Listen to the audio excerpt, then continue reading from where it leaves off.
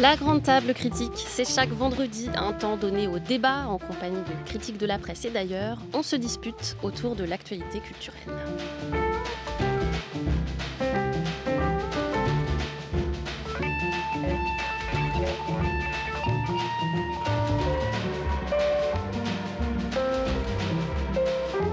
La grande table critique. Lucille Como.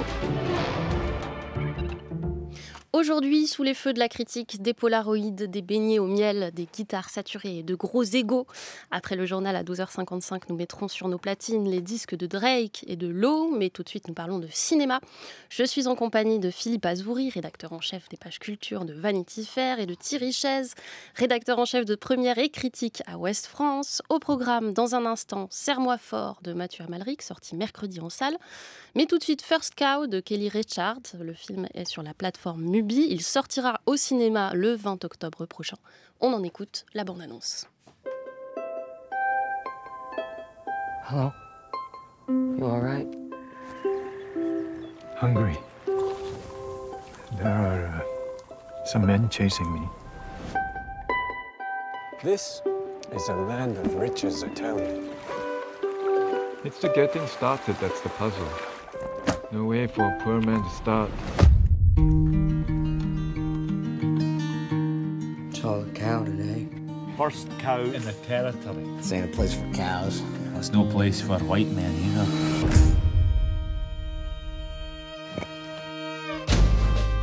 I sense opportunity here. Seems dangerous. So is anything worth doing? Damn it, what's in these things?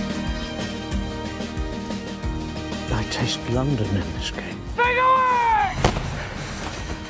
We have to make our own way.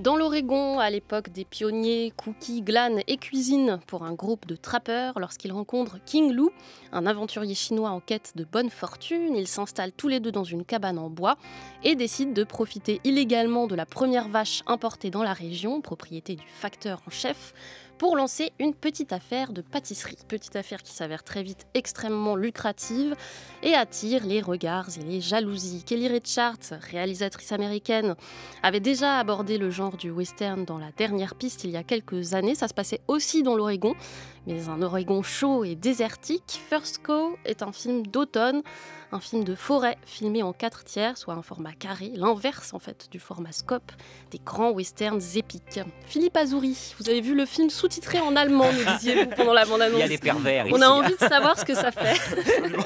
Non, ça, effectivement, donc je l'ai vu en 4/3. Oui, ça c'est déjà bien. Ce qu'on appelait le beau format carré, le grand format qui était celui pas du cinéma muet, mais des débuts du parlant. Mais je l'ai vu à la Berlinale en février 2020, c'est ça, c'est-à-dire 15 jours avant... Il y a une éternité. Vous vous souvenez, le 15 jours avant ce qu'on a appelé le confinement, puis après le premier confinement. Et en tout cas, avant l'épidémie, avec déjà une rumeur d'épidémie qui nous entourait. Je l'ai vu très très tôt le matin, je l'ai vu effectivement sous-titré en allemand, donc que je ne parle pas. Et je me souviens d'avoir galéré, car ce film, absolument sublime par ailleurs, est un film qui est parlé dans un slang très particulier, avec des accents rugueux venus d'ailleurs, enfin qui se croisent. Il y a quasiment tous les déplacements, enfin toute la transversalité des déplacements de l'histoire de l'Amérique qui se joue là. Et effectivement, il fallait avoir une oreille assez aguerrie. En tout cas, la mienne n'a pas suffi pour essayer de comprendre de quoi il s'agissait. Donc moi, à cette première vision, je me suis attardé sur autre chose, qui sont les cadres incroyables, cette lumière incroyable. Vous disiez un film d'automne, c'est presque un Renoir. Pas le fils, le père, le peintre, le vieux Renoir, à certains endroits. Ça, c'était déjà très intriguant, c'est-à-dire comment on rejoint l'imaginaire américain en passant quasiment par la peinture impressionniste. Alors la surprise en revoyant le film la semaine dernière sur Mubi, cette fois-ci traduit très bien en français, c'est qu'au final, je n'y comprenais pas plus. Mais ça ne me dérangeait encore moins. C'est-à-dire qu'effectivement, cette histoire de ces deux types, comme ça, qui se croisent, qui se mettent à faire des beignets. Des beignets au miel, c'est ça. Et que ces beignets ont un goût particulier. Le goût de Londres. Ouais, ils ont un secret, le goût de Londres. Et ce goût de Londres, il vient de la première vache que l'on amène en Oregon. Et cette première vache, ils en subtilisent le lait. Et alors c'est vrai que ça fait une intrigue assez mince, une intrigue totalement à contre-courant de ce qu'est l'histoire habituelle, enfin de la façon dont on a raconté la conquête de l'Ouest. Là, voilà, elle est déminée. Et on voit l'importance aujourd'hui, après, c'est quoi, c'est son 7e film, Thierry, j'imagine. Ouais, c'est ça, Kelly Reichardt. En 26 ans, c'est quelqu'un qui prend son temps pour faire des films. On voit l'importance aujourd'hui, lorsqu'elle s'attaque à ce qui est à peu près le fondement même du cinéma américain et finalement du cinéma mondial, cette conquête du territoire. On voit à quel point aujourd'hui son originalité, c'est de le faire à sa façon, avec un regard féminin, on pourrait dire aussi féministe, mais dans un récit où il n'y a que des hommes. Oui, il y a une manière de filmer les hommes, mais même la masculinité type du western qui est très singulière. C'est peut-être ça le mystère au cœur du film. Thierry Chaise. Oui, ce qui est intéressant, c'est que dans le western précédent, il était question d'un périple. Ça avançait vraiment là pour le coup. Voilà, et là, on reste... Moi, ce qui m'a vraiment frappé, quand je l'ai découvert, je ne savais absolument pas de quoi ça parlait, c'est le temps qu'on nous laisse pour rentrer dans ce lieu, dans ces personnages, dans ce qu'ils vont faire. Et ce temps-là pourrait être gênant pour un spectateur. On se dit, voilà, c'est pas pour moi, mettre à distance. Et étrangement, plus elle prend le temps, plus on pénètre à l'intérieur de ça. Et toujours, il y aura cette dichotomie, c'est-à-dire à la fois ce temps qui passe, ces personnages extrêmement attachants, dont en effet, moi pour l'avoir vu, comme sous-titré français, on ne sait pas bien, mais après tout, on les suit parce qu'on se dit, il va se passer quelque chose. Presque l'idée d'un running gag dans un film qui est puissamment auteur et sans jouer à la petite maline, je dirais. C'est ça que je trouve très fort chez Kelly Reichardt et au fil des films. C'est qu'en effet, il y a sans doute cette confiance en elle qui fait que d'un coup, il y a un pacte qui se passe. Venez avec moi, on va jouer ensemble et on va revisiter, comme vous dites, les codes du western, la masculinité. On va parler de la conquête de l'Ouest, on va parler aussi du fondement de l'économie libérale américaine, en quelque sorte. Et tout ça, par presque, on dirait, le petit bout de la lorgnette espiègle et malicieux. Et que le voyage, je n'ai aucune idée de la durée du film, mais j'étais prêt à passer du temps avec, c'est 2 heures. Voilà, avec ces deux personnages et cette vache autour d'eux. Il y a un goût évident de filmer les petites choses, de filmer ce qui fait le chez-soi, ce qui paraît être une petite chose, donc ça peut être le goût du beignet, et les scènes où les personnages goûtent, parce que évidemment tout le monde se jette dessus, donc c'est récurrent, on voit un personnage qui goûte et on voit sur son visage que c'est ça le chez-soi, que c'est le goût d'un beignet, c'est quand même assez formidable. C'est vrai que, Thierry disait par le petit bout de la lorgnette, c'est par la feuille même, c'est-à-dire qu'on a l'impression que la caméra est dans les feuillages et dans la broussaille pour arriver à raconter, presque en espionne, cette virilité-là. Moi, c'est vrai qu'en voyant le film, je ne peux pas m'empêcher de comparer le projet de Kelly Reichardt au projet en France de Céline Sciamma. Sciamma, depuis 2 films, propose quelque chose qui est de l'ordre quasiment d'un programme esthétique et politique, c'est-à-dire de représenter un monde sans hommes et d'y amener donc justement une nouvelle lecture de la société ou des rapports avec le monde et l'extérieur. Ce que fait Kelly Reichardt là, c'est sans doute à peu près la même chose, et c'est l'inverse, c'est-à-dire c'est de le faire à partir de ce qu'a été l'établissement des codes de la virilité, genre le cow-boy, on ne peut pas faire plus, l'aventurier, le cow-boy, le chercheur d'or, c'est entre Jack London jusqu'au film de John Ford, on est sur l'établissement pour ce qui a été pour un petit garçon, l'exemple même de ce qu'est la virilité. Et elle le déjoue forcément, ne serait-ce que par son regard. Et elle le déjoue d'abord, effectivement, parce que cette histoire est anachronique et qu'aucun homme ne l'aurait jamais filmé, n'aurait osé raconter ça, mais qu'elle le fait surtout avec une écologie, une économie. Et Thierry, là, on a très bien parlé. Le libéralisme est déjà raconté à sa racine, vraiment comme un conte. Au pistil, quoi, vraiment le truc. Et elle le fait avec une écologie délirante. C'est-à-dire qu'il y a un rapport qui n'est pas simplement de peintre, mais qui a un rapport philosophique avec l'espace américain qui est rendu. Et c'est vrai que cet espace-là, il n'est pas. Alors, on a tous dit c'est un cinéma l'Amérique est retraversée. C'était le titre du très très bel essai de Revaud Dallon qui est sorti il y a quelques mois. Mais au-delà de ça, enfin, au moment où il devait y avoir l'expo à Beaubourg, mais au-delà de ça, c'est vrai que c'est un cinéma qui, cette fois-ci, est stationnaire. C'est-à-dire c'est des road movies qui se posent la question de « et si on s'arrêtait là ? Et si on arrivait à construire quelque chose ensemble ?» On a vraiment l'impression que c'est filmé hein. à l'échelle d'une clairière. Ça, c'est très... Et de ce point de vue, le cadre est passionnant D'où aussi. le 4/3, le fameux 4/3. Et vous disiez, ça déjoue les codes de la masculinité. Je crois que ça les déjoue aussi, et on n'a pas parlé des acteurs, mais c'est des têtes qu'on ne connaît pas. Donc en l'occurrence, John Magaro et Orion Lee, je crois que ça a été très difficile de trouver Orion Lee, qui est donc un homme d'origine asiatique. Elle a eu beaucoup de mal, Kelly Reichardt, à le trouver. Et ce sont des figures et des corps qu'on ne connaît pas et qui sont quand même assez incroyables. Oui, et ce qui est marrant, c'est que celui qu'on connaît, c'est le méchant, entre guillemets, c'est le propriétaire. Donc, tout à fait. Et c'est le facteur. Et je pense que ça n'est pas un hasard, en effet. Et que dans cette idée de découverte de la chose, ça ne peut passer que par des visages sur lesquels on ne projette rien. Et c'est l'idée vraiment que tout doit être totalement nouveau. Mais on retrouve ça aussi dans la musique. Moi, la musique qu'on écoute est absolument sublime. Alors, on sait qu'elle aime la musique. Dans All Joy, elle dirigeait Bonnie Prince Billy. Donc, voilà.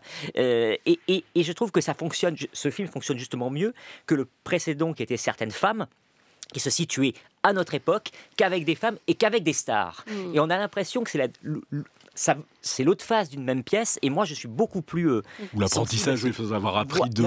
Voilà, vraiment je suis beaucoup plus sensible à celui-là, et tout cela, et en effet ces visages d'acteurs au début on se dit mais est-ce que je l'ai vu? Non, je l'ai vu nulle part. Je me suis aussi posé la question dans le cas du héros, mais en fait je crois que je l'ai jamais vu. Et c'est formidable parce que le film, dans ces 10 premières minutes, n'est que question sur tout. Où on est, qu'est-ce que ça raconte, qui sont ces gens, qui sont ces acteurs. Et est-ce qu'ils vont pouvoir faire société? Et voilà. Et c'est quand même un pari. Moi, c'est ce pacte avec le spectateur que je trouve, cette foi dans le cinéma qui va raconter tout ça, que je trouve absolument formidable dans le film. On n'a pas parlé finalement du titre et de la vache parce qu'elle est filmée d'une manière très particulière, et Kelly Reichardt, c'est quelqu'un qui filme beaucoup les animaux et qui donne toujours une place aux animaux très singulière. Dans ces films-là, je trouve que c'est particulièrement frappant, Philippe Azouri. Oui, ça rejoint cette idée de filmer le vivant, de filmer vraiment une écologie de cinéma qui est la base. Et puis pour elle, c'est de cette vache-là que tout le féminin, d'une certaine façon, va passer. Je repensais encore à cette histoire-là. Si on se disait par exemple Breakback Mountain, vous pouvez raconter ça aussi, mais Breakback Mountain le fait sur un versant homosexuel. Là, c'est une bromance, enfin, c'est une amitié. Assez difficile aussi de raconter l'amitié. Et de l'articuler autour de cette vache comme ça, qui elle aussi est une inconnue. C'est vraiment reprendre ce qui a été le plus balisé par l'histoire du cinéma américain et le faire des visages jusqu'à la façon de raconter, jusqu'au sujet, jusqu'à la vache, sous la forme d'une série d'énigmes. C'est un des très très très grands, c'est une des très très très grandes réussites du film. C'est quand même potentiellement, c'est vrai que c'est un gâchis, l'histoire du virus qui a interrompu une carrière qui aurait dû être fantastique pour ce film-là. On va pouvoir le revoir en salle, heureusement aussi. Oui, touchons-en peut-être un mot de cette particularité dont on parle souvent de la chronologie des médias. Je crois, moi, c'est la première fois que je vois ça, un film qui est sur plateforme, qui est donc accessible depuis la France de manière légale en VOD et qui sera en salle le 20 octobre prochain. Thierry Chaise, on n'a jamais vu ça? Non, on n'a jamais vu ça. On avait vu à l'époque des films produits par Arte et qui avait une version cinéma. Oui. C'était l'époque des Roseaux sauvages. Oui, tous les garçons, la série Tous les garçons et les filles. Même récemment, le film de Guillaume Braque, par exemple, exactement. Est sorti cet été après. Voilà, mais c'est vraiment les exceptions. Alors, je pense qu'il y a en effet, comme on disait en antenne avec Philippe, l'exception Covid qui fait que... Moi, je me souviens avoir interviewé le distributeur du film en salle, donc Condor, qui, dès le départ, avait dit « Moi, je le sortirai en salle » et qui avait l'air d'en être à peu près certain. Et je pense qu'il y a quelque chose de... Là, laissons... Voilà, n'allons pas emprisonner des distributeurs déjà empêtrés dans d'autres affaires, mais ça va être intéressant de voir. Et pareil, le traitement que va accorder la presse, qui a déjà beaucoup traité le film Monde, est-ce qu'il va le retraiter Je pense que c'est un cas d'école pour ces films-là. Philippe Azouri. Oui, aujourd'hui, par exemple, les grandes plateformes comme Mubi, Filmin en Espagne se posent aujourd'hui la question de l'accompagnement en salle, comme si l'ordre avait été, ou la hiérarchie avait été renversée. C'est-à-dire qu'aujourd'hui, quasiment pour satisfaire un public cinéphile devenu restreint, ou des cinéastes qui aussi, effectivement, Kelly Reichardt, la première en parlait en interview, a pensé son film pour la salle, a travaillé avec son chef opérateur pour la salle. Aujourd'hui, comment ces plateformes-là, qui sont des plateformes cinéphiles, qui ne sont pas du tout désireuses de tuer la salle de cinéma, ni de la remplacer, mais d'en être la partenaire. Comment on peut aujourd'hui, à qui on peut proposer un accompagnement comme ça. C'est vrai que la France est un cas particulier pour ça, parce que la France a cette chronologie des médias. On l'aime ou on l'aime pas, elle a quand même beaucoup protégé le parc français, il ne faut pas le tirer dessus comme ça. Et c'est vrai que la France est aujourd'hui le cas particulier, un peu l'épine du pied de ces grandes plateformes internationales qui voient très bien un accompagnement possible. Je pense qu'en Espagne, en Allemagne, le film sort en même temps. Là, pour nous, ça n'a quasiment pas été le cas. Et effectivement, ça sort un peu plus tard, mais quasiment simultanément. Mais c'est grâce à la clause Covid. Mais cette clause Covid, elle ne va pas pouvoir durer des lustres. Donc il y a un moment où la question va devoir se reposer. Thierry Chaise, vous l'avez vu sur petit écran. Qu'est-ce que vous en pensez justement de ce que ça rend sur un ordinateur ou sur une télévision, ce type de film ? Ça renforce pour moi la force du film, parce que j'ai vraiment, au moment où je le voyais, je me dis, mais je rêverais de le voir sur un grand écran. Alors peut-être qu'on est mal habitué ou bien habitué. C'est-à-dire que... Mais lorsqu'on connaît aussi le cinéma de Kelly Reichardt, on peut s'imaginer. C'est-à-dire, ça aurait été le premier film de quelqu'un, j'aurais été vraiment frustré. Là, en ayant vu ces films précédents, je peux imaginer ce que c'est. Mais évidemment que c'est comme le dit Philippe, c'est conçu pour la salle. Et nous, on a envie de voir un Kelly Reichardt sur un grand écran, là où il le mérite totalement. Allongé sur la clairière, au cœur de la clairière, avec une vache à côté et quelques beignets. Ce sera le 20 octobre prochain. Faut patienter un peu pour First Cow de Kelly Reichardt au cinéma. En attendant, il est disponible en VOD. À noter également, vous en avez parlé tout à l'heure, Philippe, une rétrospective consacrée par le Centre Pompidou à la cinéaste sera à partir du 14 octobre prochain. France Culture, la grande table critique. Lucille Como. La grande table critique se poursuit avec un film sorti en salle mercredi dernier, intitulé Serre-moi fort et signé Mathieu Amalric, qui a déjà derrière lui plusieurs films en tant que réalisateur. Citons Tournée en 2010 ou Barbara plus récemment. Ce nouveau film est l'adaptation d'une pièce de théâtre de la dramaturge Claudine Galéa qui parle de la séparation d'une famille. Pas simple de le résumer, ce film, dont la temporalité et les espaces... souhaitez-moi bonne chance. Bon, c'est complexe. En tout cas, sont séparés une mère d'une part, interprétée par Vicky Krieps, et d'autre part, son compagnon et ses 2 enfants. Ils ont l'air de vivre dans la même maison, au pied des Pyrénées. Ils parlent les uns des autres, les uns aux autres, mais ne se rencontrent pas. Le drame affleure, mais ne se révèle pas vraiment. On écoute la bande-annonce.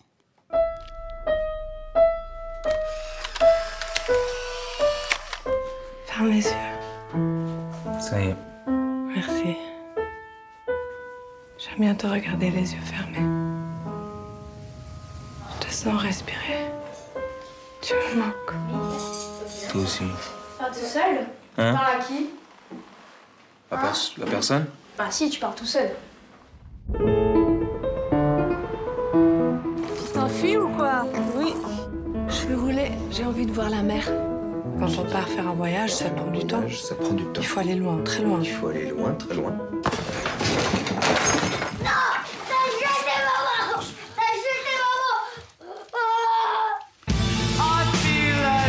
C'est pas aller. Tu vas pas toujours rester petite.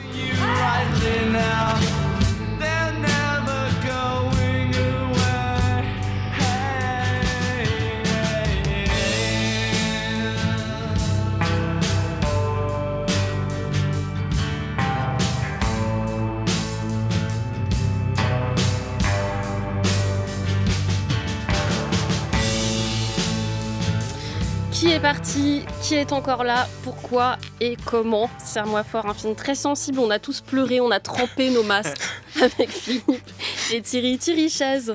Alors parler, ça fait remonter les... Voilà. Non, mais moi, c'est vraiment un moment qui restera de cette année. J'ai été emballé, emporté, enfin je ne sais plus quels sont les adjectifs par ce film. C'est très drôle parce que à la sortie, après Barbara, j'avais interviewé Mathieu Amalric qui m'avait dit: moi, ce que je veux faire maintenant, c'est un film qui va tout droit. Je ne veux plus d'histoire en flashback, flash forward compliqué. Je veux aller tout droit. Bon. Oui, bon, c'est pas ça. Hein, il se trouve donc qu'un de ses amis lui a confié cette pièce Je reviens de loin, qui n'a jamais été jouée, qu'il l'a lu et qu'il a dit bon, je vais aller contre ce principe-là. Qu'est-ce qui fait qu'on est touché? Il y a 1 milliard de choses. Il y a le fait que j'ai le sentiment qu'il ne cherche pas, comme Kalira et Char tout à l'heure, à faire le petit malin. C'est-à-dire que l'obsession, même si nous on attend la fin, n'est pas vous allez voir ce que vous allez voir. Ça, c'est donc pareil, de mettre le spectateur complice. Quand on le revoit une deuxième fois, on a tous les indices. Puis voilà, donc on peut parler de ça. Moi, je dois dire mon immense admiration pour Vicky Krieps, qui est l'actrice principale. Qui est danoise, je vais dire. Qui est luxembourgeoise. Ouais, luxembourgeoise. Qu'on a vu là, en l'espace de quelques semaines, en 4 films. C'est Old, c'était le film de Janssen Love, ce sera bientôt Nos frères blessés, qui, moi, ne me lasse jamais. Et sur ce visage-là, en effet, c'est l'interprète idéal, puisque ce visage-là peut à la fois tout représenter, sans jamais donner l'impression de jouer, de nous embarquer dans une piste. Donc, un visage magnifiquement filmé, une histoire racontée aussi puissamment. Non, voilà, j'en ai encore des larmes aux yeux. On parlait de France la semaine dernière comme d'un film sur le visage de Léa Seydoux. Là, c'est aussi un film sur un visage, mais complètement à l'inverse, un film sur le visage de Vicky Krieps. Philippe. Non, c'est fou ce qui arrive là sur Vicky Krieps, parce que bon, j'aime pas balancer les âges des gens, encore moins des jeunes femmes. Enfin, j'ai pas été élevé comme ça, mais bon, à un moment, on va quand même regarder. Vicky Krieps, elle a entre 35 et 37 ans, si je crois Wikipédia. On l'a connue, Phantom Thread de Paul Thomas Anderson, c'était il y a quoi, Thierry, 4 ans 4 ans. Oui, c'est ça. Ouais. 4 ans. En 4 ans, et avec une surprise, donc c'est-à-dire qu'elle était déjà trentenaire, elle tournait depuis une dizaine d'années, on la voyait pas. Et comment, à partir de ce film-là, il y a une sorte de quelqu'un qui a un physique qui n'est pas exactement la jeune première, le petit mannequin qui va faire des films, et l'incroyable beauté qu'elle porte en tout, parce qu'on dit le visage, mais les gestes, le corps. Il faut la voir quand même ici, elle joue des longs moments, enfin voilà. On n'arrive pas à raconter ce film sans ne pas le spoiler, mais on pourrait dire que ça pourrait être à la fois une femme disparue, une femme sous influence, ou être une sorte de Vanda d'aujourd'hui. Elle est beaucoup seule, elle erre, elle est dans une voiture, elle écoute de la musique, et elle est des fois s'évanouit dans un marché à poissons. Et elle est des fois dans des bars avec des hommes, elle boit, elle s'épanche. Ces scènes-là pourraient être insupportables, c'est-à-dire jouées par quelqu'un qui surjoue, qui ne sait pas quoi faire de son corps, qui ne sait pas comment appliquer la douceur de son visage à la dureté de ce qui est en train de lui arriver, ou à la folie ou à la déréalisation qu'elle est en train de vivre. Ce seraient des scènes qui seraient ridicules ou blessantes à jouer. À regarder, c'est à ce point-là elle est bouleversante. Il n'y a pas une seconde où on la voit, on n'a pas envie déjà de la serrer fort contre nous, de la sauver. Et à la fois admirable de ténacité, de fierté, de dureté, d'élégance, de classe, d'intelligence à tous les endroits, y compris dans sa propre folie, y compris dans l'autodestruction. C'est absolument sidérant. Je pense que là, réellement, j'ai rarement vu ça en termes de jeu. Ces dernières années, on a rarement vu ça. Elle est sublime, vraiment, dans le film de Janssen Love. Oui. Mais là, ça atteint. Il y a quelque chose d'une complicité qui se joue entre la technique de jeu de Mathieu Amalric, qui est quand même déjà délirante quand là il joue pas, il est cinéaste, même Harry Walter est super, mais qui joue son compagnon et les enfants aussi. Les enfants, c'est si rare. La gamine une gamine qui est adolescente, qui est pianiste et qui donc non, c'est éliminatoire. C'est bien écrit, le personnage. Mais là, ce qu'elle fait, voilà, ce qu'elle fait. Bon, il faut dire quand même, au-delà de la prouesse d'acteur, que c'est aussi un grand film de metteur en scène, parce qu'on n'a pas finalement pas beaucoup parlé de la forme, mais c'est une forme qui est très singulière et qui est à la mesure de à la fois la douleur aiguë et la délicatesse qui en découle. Enfin, il y a quelque chose de très paradoxal dans cette forme. C'est à la fois très dur et en même temps très doux. Parce que je pense que le vrai défi, c'est comment arriver à que ce ne soit pas insoutenable de bout en bout. Et il le raconte très bien lui-même, c'est qu'il dit à un moment, parce que le film a été tourné sur plusieurs saisons, et donc monté au fur et à mesure. Et il dit, j'ai changé beaucoup de choses parce que je ne supportais pas cette douleur. Je ne supportais pas. Alors, je la portais tout seul, ensuite c'est elle qui l'a portée, qui a été physiquement malade, la Vicky Krieps sur le plateau. Et donc, j'ai voulu, par mes mises en scène, en rajoutant quelques scènes, des scènes où elle va draguer, par exemple, que ce ne soit... Parce que c'est ça, le danger de ce film-là, c'est de tomber dans une complaisance qui fait que, par ces plans insistants, on va dire, regardez, là vous allez pleurer, mais en plus souffrir. Et il y a chez Amalric, je retrouve moi, dans le Amalric metteur en scène, le Amalric acteur. cette malice, cette folie qu'il peut faire surgir. Et puis le goût du burlesque, y compris sur les personnages féminins, ça c'est un héritage de tournée aussi. Burlesque, c'est même du corps qui tombe. Voilà, c'est ça qui, c'est pas, voilà, et c'est ce qui fait que sur cette histoire qui est comme ça vraiment insupportable, insoutenable, il y a toujours à un moment un bout de lumière dans le coin. On se dit c'est bien, voilà.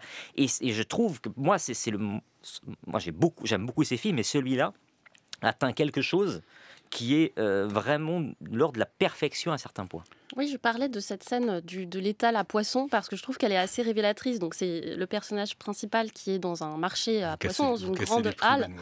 Voilà. Et elle commence à mettre ses doigts comme on a envie de faire quand on est enfant. C'est aussi un geste d'enfant dans la glace. Voilà. Ouais.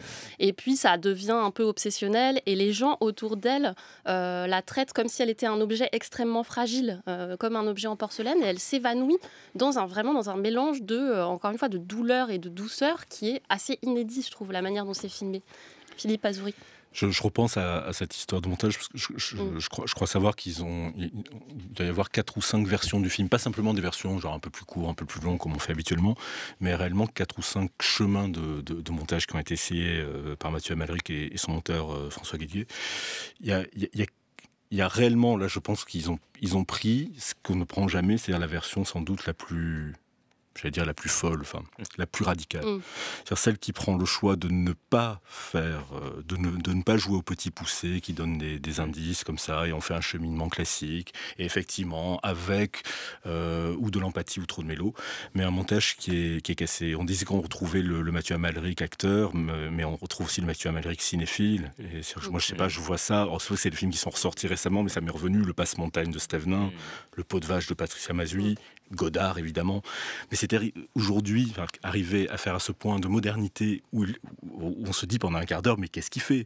Et elle dit elle-même, elle parle à sa petite fille, elle dit arrête de faire des gammes et raconte. Et là, il commence à raconter. Et dans cette espèce de chaos comme ça, moderne, postmoderne, faire venir l'émotion et la faire venir à ce point-là, parce qu'on était tous les trois des serpillères humaines, c'est réellement admirable. Moi, c'est un film qui aussi m'impressionne très, très, très, très, très fort. Serre-moi fort de Mathieu Amalric est en salle. Je précise qu'il était l'invité d'Olivia Gesbert lundi dernier, que vous pouvez réécouter cet entretien sur le site de France Culture. Merci beaucoup Thierry Chaise. Philippe Azouri, vous restez autour de la grande table critique puisqu'après le journal, on parle de musique. Au programme, les disques de Drake et du groupe Low.